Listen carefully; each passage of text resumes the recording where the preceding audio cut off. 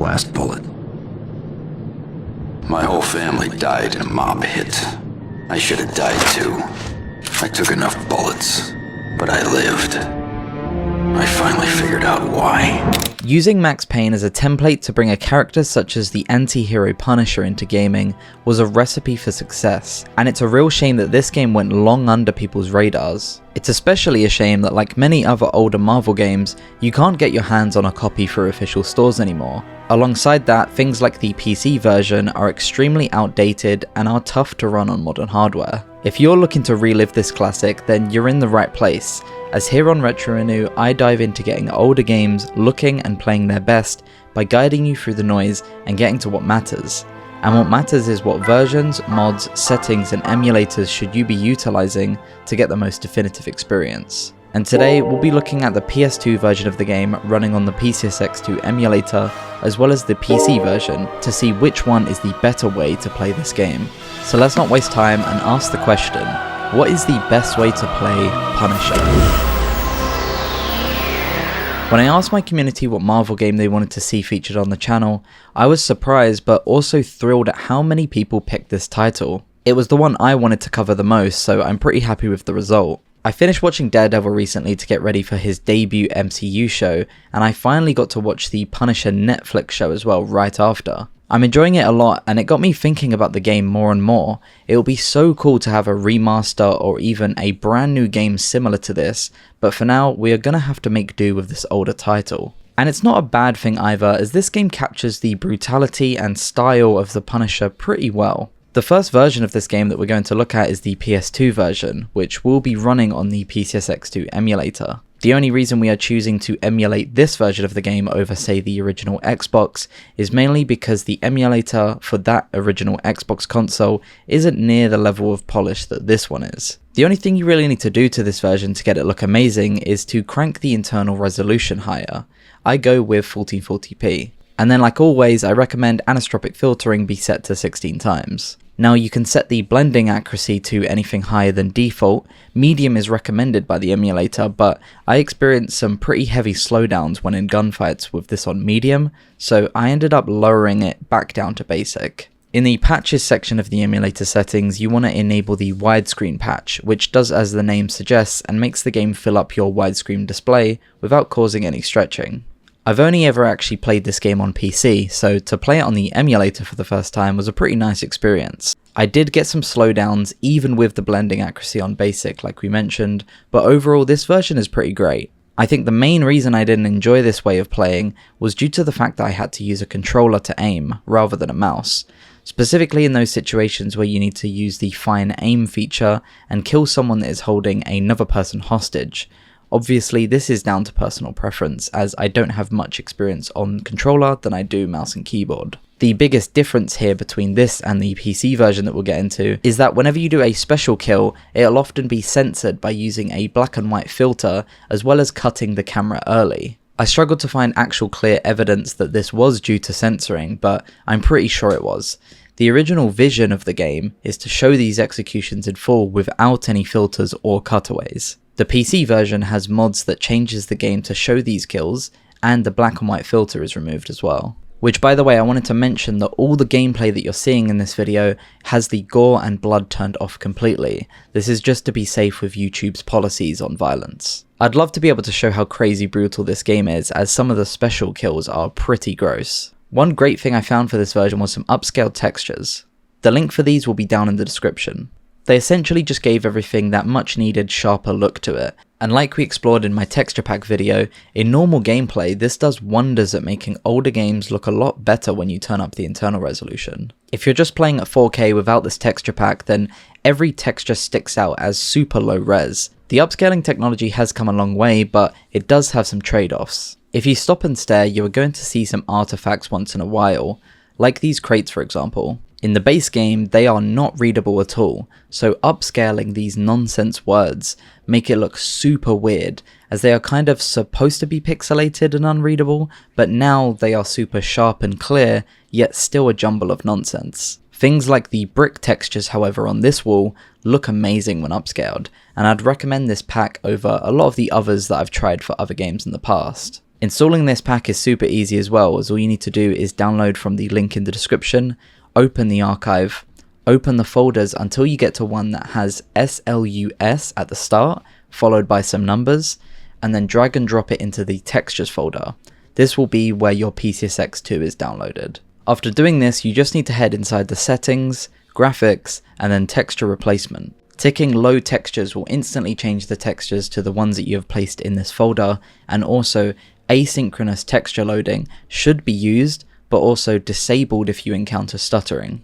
You don't have to do this whilst the game is closed either, so if you want to see these changes in real time, you can. Now that we've got the PS2 version to a point we're pretty happy with, let's move on to the PC version and see how good we can get that to look and run. The PC version of the game takes a bit more effort to get working properly, but the payoff is pretty great. The first hurdle is actually getting the game, as you can't get it on anything like Steam or even GOG. If you're that less than 1% crowd of people that still have a disk drive, then you can get a physical copy of the game. The prices aren't as cheap as you'd think for such an old game, but the option's there. I can't mention any non-legal ways of getting a copy, but if you know, then you know. Google is your friend here. You can get your hands on a repack of the game, which essentially should be a drag and drop install or a setup file, but I thought I'd show you installing the game using the 3 CD files that come with the game, as it can be quite confusing for these older games. What you have to do is double click the first CD ISO file, which will make a new DVD drive option on your PC. You double click the setup file within this new drive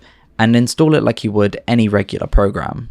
When it asks you where you want the game to be installed, I recommend you change it, specifically to anywhere that isn't a Windows protected folder. So anything outside of this program files folder will do, or if you have another drive that isn't the C drive, then that's probably the best place to put it. Also, this game stutters on some hard drives, so if you have the option to install it on an SSD, then do that. Now, at some point it will ask you to put in the second disk, which all you need to do is double click the second disk ISO file that you have, and then click Browse and select Punisher 2. Do this exact same thing for the third one as well. Now click yes to making a shortcut on your desktop, right click it, and open file location. Leave this open as we are going to drop some essential files in here to make the game run better on modern hardware. All of the patches shown here will be in the description. The first thing we need is the widescreen fix. Clicking the download will take you to the GitHub page, and then clicking the first zip file at the bottom of the page will download the archive. Just drag all of the files within this archive into the Punisher folder that we left open. Next is the Punisher plugin. This plugin does a few things. Firstly, it disables the penalty to your score whenever you kill someone during an interrogation. It also allows for dual wielding any weapon in the game, and most importantly, removes the black and white filter from special kills that we mentioned earlier in the PS2 version. Linked is the GitHub page. On the right you click releases and then PunisherPlugin.zip. Now we don't want to drag these two files into the main directory, but instead drag them into the scripts folder. Lastly, the Gore patch restores the full length of the executions in the game. After downloading this archive, there are 2 folders in here depending on which version of the game you have. I unfortunately did not find a conclusive way to see which version you have, but if you're unsure and didn't get the files legally, then you're most probably on the US version. You want to drag and drop all of the files here except the readme one into the main directory of the game, and click replace when asked. Now the scripts folder that we put the Punisher plugin files in, we need to go in there and change some INI files. Inside the punisher.ini, you can choose to enable or disable features of the plugin, which are all personal preference. But in the widescreen fix INI, you should change these options. The first 2 lines, res X and Y, should be changed to your resolution of your monitor. For a 1080p monitor, this will be 1920 in the first one, and 1080 in the second one. Now for me, I'm on a 1440p monitor, so this will be 2560 in the first one and 1440 in the second one. I recommend you also change skip intro from 0 to 1. This just makes the game launch that little bit faster. The FOV factor option can be increased if you would like, but upping this value to something too high can cause some issues. It's also a factor that multiplies the FOV, not the actual FOV of the game, so don't set this to something like 90. You will not get 90 FOV, you will times the original FOV by 90. You instead want to choose a lower value like 1.5 for example. Now there are quite a few redistributable files that I'd recommend you install. Now you can go without doing this step, but I'd recommend it as it's a good safety net to ensure that everything works well, especially for an older game like this. They'll all be linked in the description and are easy to understand setup files. If at any point they say that you already have this redistributable, then just press repair. If you're on anything newer than Windows 8, then you need to make sure that Direct Play is enabled. To do this, go into your control panel, programs, turn Windows features on or off, and then in here scroll down to legacy components and make sure that Direct Play is ticked. At this point we are pretty much done here, but there is one last issue that we can fix with the game, and that is by default the black levels are going to be so wrong that the whole game will be extremely washed out. So we're going to need a translation layer program called dgVoodoo. This will make the game use DirectX 9 instead of 8. This is important because Reshade can only be used on games with DirectX 9 and upwards. To install the program, you need to first click the blue link under the latest stable version, and then drag the exe and the .conf files into the games directory. Then go into the ms folder and then x86. In here we need the d3d8.dll file. But we already have this file in your game directory from the widescreen fix that we added. So all you need to do to avoid replacing the widescreen fix is renaming the DLL file in your game directory from d3d8 to dsound. And then dragging the d3d8 file from the Voodoo archive into the game folder will mean you have both fixes. Launch the game using pun.exe. You should delete the old shortcut that we made on your desktop and make a new one from this new.exe, as you'll always want to launch the game from this one instead of the others that are in the directory. When the game launches for the first time, you should see that there is a Voodoo watermark in the bottom. This is how you know that you've installed it correctly. Just quit the game and then open dgVoodoo.cpl.exe. All that we need to do is make sure the output API is set to best available one. Then to remove that Voodoo watermark, we need to go into the DirectX tab and untick it in the tick box here.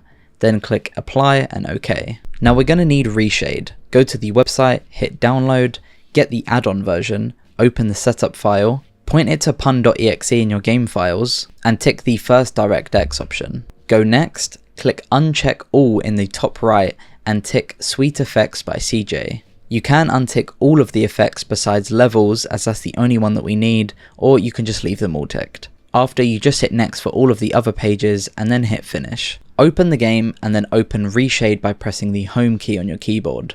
Search for the levels effect and enable it, and then in the settings change the range so that it's from 15 to 255. Also tick the performance mode checkbox at the bottom.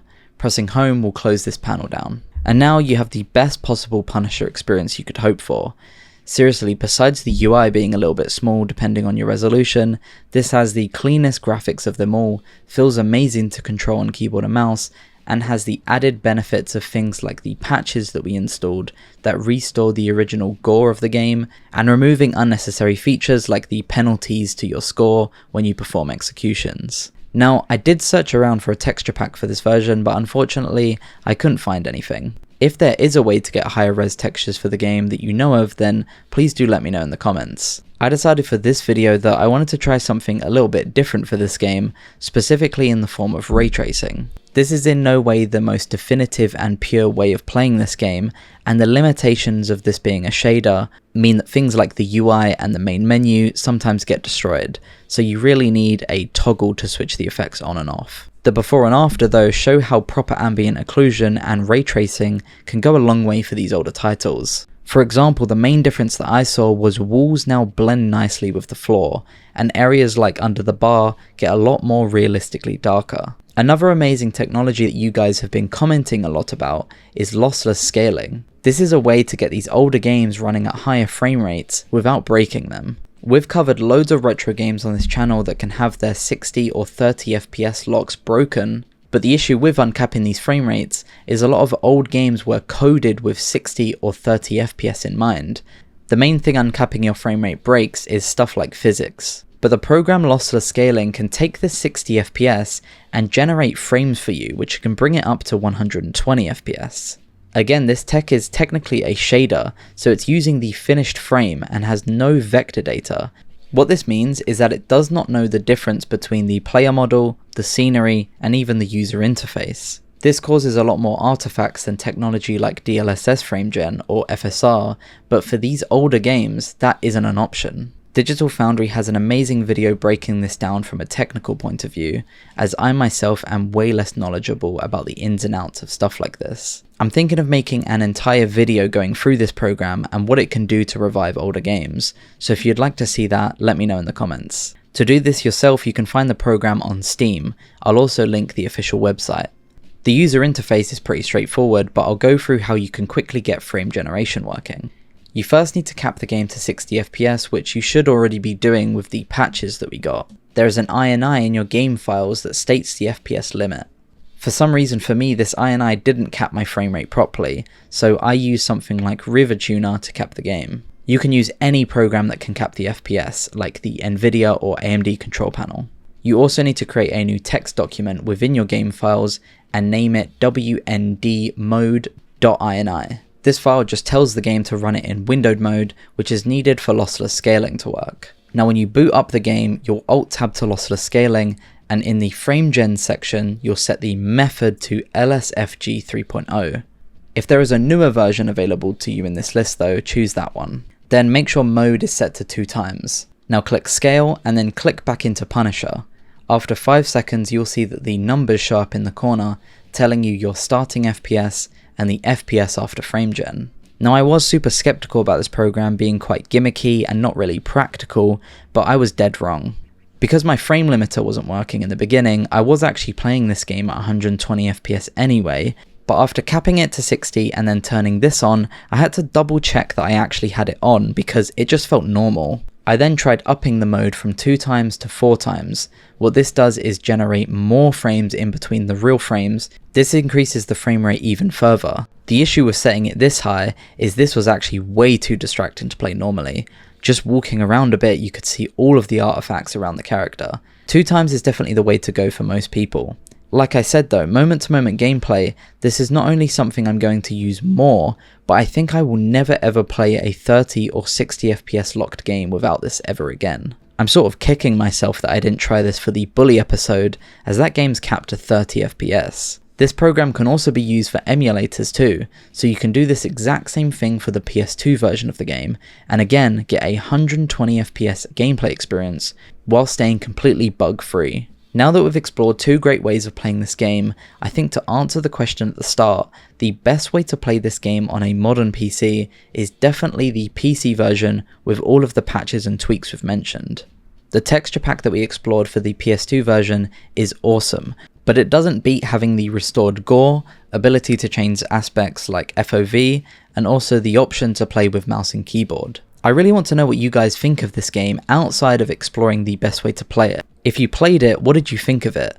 I'm not really sure how comic accurate this depiction of the character is, so if anyone has read the Punisher comics, it would be interesting to hear your thoughts as well. If you like what I do here on this channel and want to support it, then maybe consider subscribing so that you don't miss out on future uploads. Also a big thank you to the new channel members that keep this channel alive. You can do the same for just $2.99 a month here on YouTube, or on Patreon. Your name will be featured here on the end of the video, as well as early access to my videos. Links will be in the description. If you enjoyed this video, then how about you check out my deep dive into remastering older games with texture packs. Also, there's the entire playlist of best way to play episodes on the right if you want to binge watch the series. See you over there.